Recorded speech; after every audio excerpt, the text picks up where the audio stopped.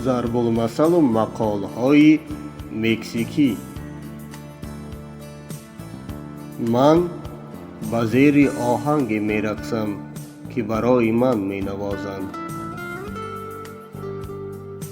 من تو را خربزه می‌گفتم اما تو کدو بوده‌ای. من به در گپ می‌زنم تا تیریزه هم شنود. پیشانه ابلهی را محکم کردن غیر امکان است. دهان میگوید و کیسه دستگیری میکند. هر آن چیزی را که به فردا میگذاری آن همان طبع میماند. انصاف و فایده در یک خلطه نمی افتند. خر همان قدر کم باشد جو همان قدر زیاد میماند.